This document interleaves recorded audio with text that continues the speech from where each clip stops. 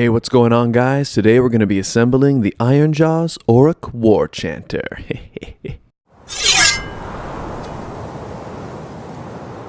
Alright, so let's start off with the tools that we're going to need. So the first thing you've got is a pair of snips. And these ones are actually not very good. They're just ones I had in my toolbox. You can actually get much better quality ones made specifically for clipping models.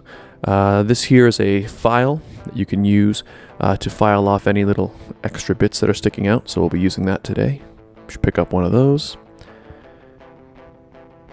Next up we have a knife, very sharp blade, gotta be careful with it, but it's very useful.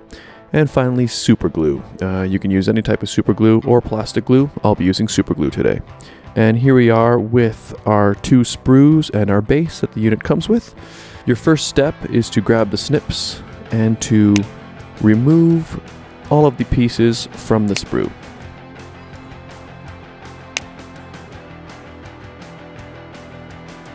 Now, one word of advice, I'm going to remove all of the pieces from the sprue right now.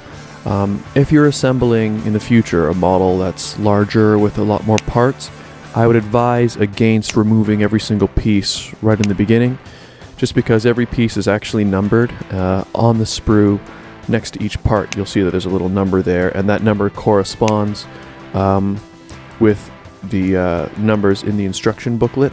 So if you remove every single piece from every sprue, and you'll have like 100 pieces or something lying around, it can make it a lot harder for you to actually assemble it. Your better bet with a lot of pieces is to follow the instructions and sort of go in order and assemble as you go. It takes a little bit longer, but it saves you the trouble of having to go through a huge mass of things and trying to figure out what goes where, especially if you're assembling like a machine or something where you've got a lot of parts that kind of look almost identical to each other. It can be a real pain. But in the case of the Warchanter, you see there's only two small sprues. It's fairly self-evident where everything goes, so I'm just going to go right ahead here and snip everything off. So the only thing you have to be careful of is don't, snip off actual parts of the model itself. You're just cutting off little plastic pieces holding it in place, and don't cut yourself.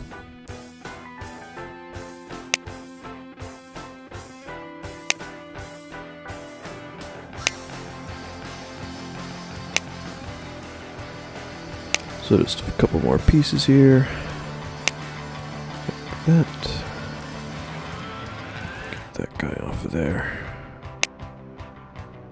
Go. And one more. There we go. So now we've got our little bits all in a pile.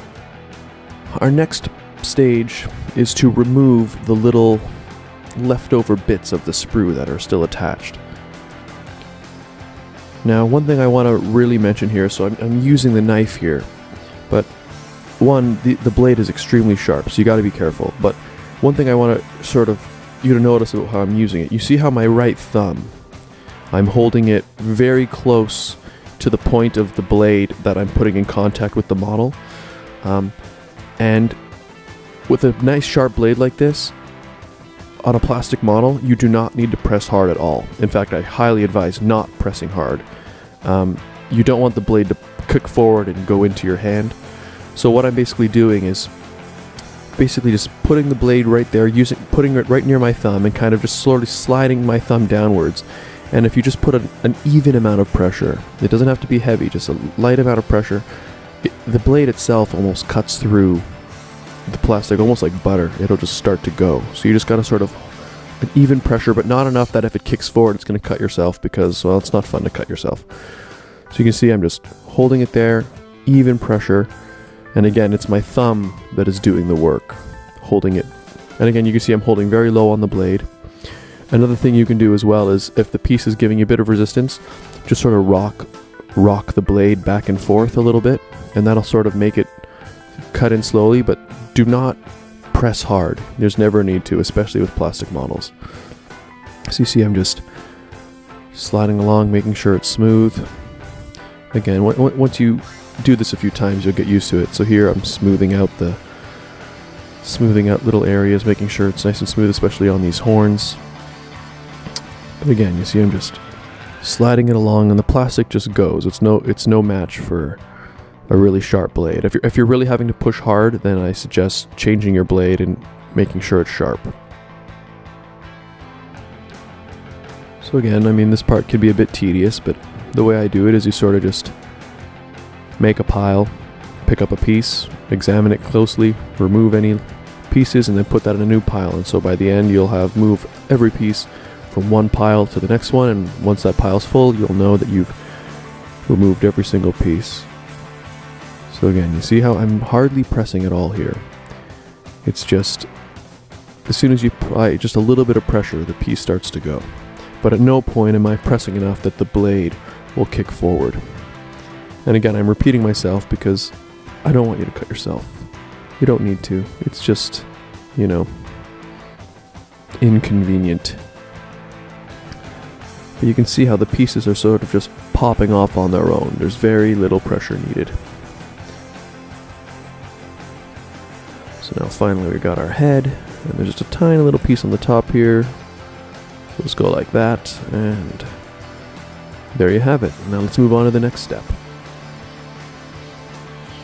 So now that all our pieces are shaved, the next step is, of course, to grab our file. Now this model, actually, I've noticed there's not a lot in terms of little raised edge that you sometimes get, like a little mold line. But you can see here, there's a little bit on the side of the body. So I grab the file, work my way along the sides. Now you'll see, I've seen other models that are a lot worse than this one, but this one, there's just a little bit here, a little bit on the side of his hand. So again, file it off. And there's a little raised line on the side of some of the horns. So again, same thing, just run it along there. You don't have to press hard because again, the plastic does not give much resistance when you're working with a metal tool. So that should do it. So next step, we're moving on to Superglue. And again, you can use plastic glue. Me personally, I have Superglue because my army tends to consist of a mixture of plastic and metal models.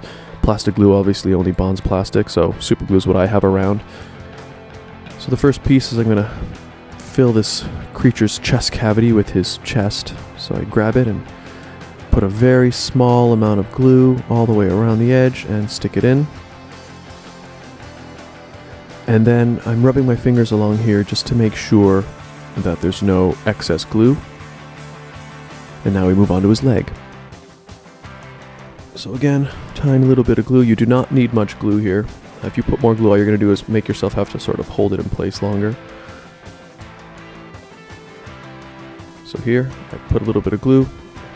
I hold his leg in place until maybe 20-30 seconds. I won't do that here. We'll do a little dissolve, so you don't have to wait the whole time for every piece. And again, I just check it to make sure there's no excess glue sticking out anywhere. And there's his leg.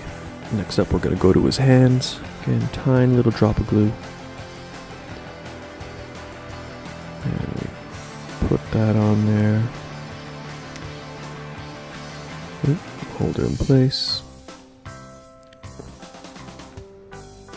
Wait a little bit, and there you go. So again, I usually hold it about 20 or 30 seconds, depending on the size of the piece, the amount of glue I put on. Put a little bit much there, so I'll just brush it off with my finger, and now stick it in place. And again, very little glue you need with this stuff. The last thing you want is to have so much that it drips down the side, gets on your fingers, and then suddenly you find you've glued your fingers to the model as well. So there's your hands.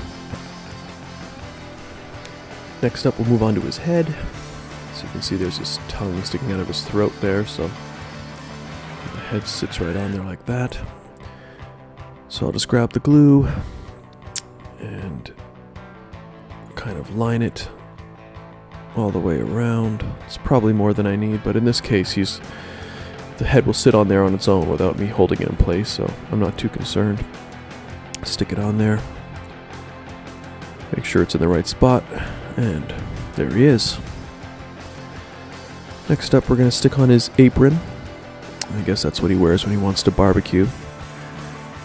So make sure that's where it goes. And now we'll just put a tiny little dabs of glue on all the areas that'll be in contact with the model, the middle and the two sides. Now we're going to bring it, stick it on there, and again this one should stay on there on its own without holding it for very long, so I don't have to worry too much. So there you go. Lovely. So next up we're going to stick him onto his base. Since all the main body parts have been attached, a few little dabs on his feet. Again, I can get away with putting a little bit more on here because once he's on the base here, he actually stands on his own, so I won't have to stand there and hold him for a long time. I just sort of get him where I'd like him to be, about there, and just leave him for a bit. And now he's ready to go. So now these two pieces, I'm actually not going to glue on right now. They go across his chest, and when they attach on there, they're kind of elevated a little bit. So I think I kind of like to paint the chest area first. So what I'm going to do is I'll spray prime the whole area first, and I'll spray prime those on their own, and glue them on after I've painted. And I'm going to do the same with this back piece as well. So again, it goes over top of him, so I'd like to paint the skin and everything underneath it. It'll be easier. However, what I will do right now is I will glue on the horns that are attached to this piece. So a few dabs of glue. And hold it on there.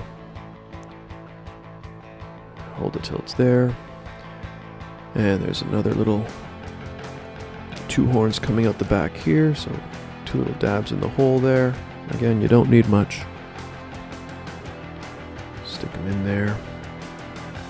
And we'll make some time go by through the magic of editing. Bam.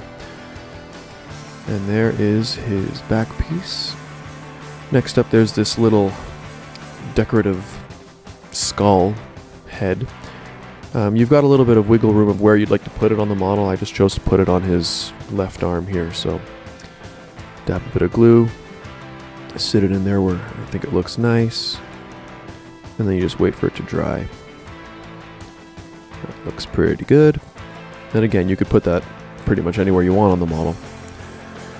So that's how that's going to sit on there when I glue it on, but again, I won't glue this final piece on until after it's been painted. Next up, we have his sword.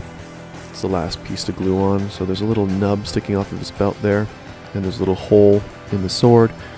It's just to sort of let us know where to put the glue, so dab a little bit of glue on there. A little too much, so I'll brush it off with my finger. And now we put it on there, and again, hold it in place. Time goes by, release my finger, and there you have it. That is a very nice model. So there you have it, folks. This is how to assemble the Ironjawz Orruk Warchanter. Very sweet looking model. Again, I have the chest pieces and the back piece not glued on yet because I will be priming them separately just to make painting easier. So thanks a lot for watching, guys. Like and subscribe for more videos, and we'll see you next time.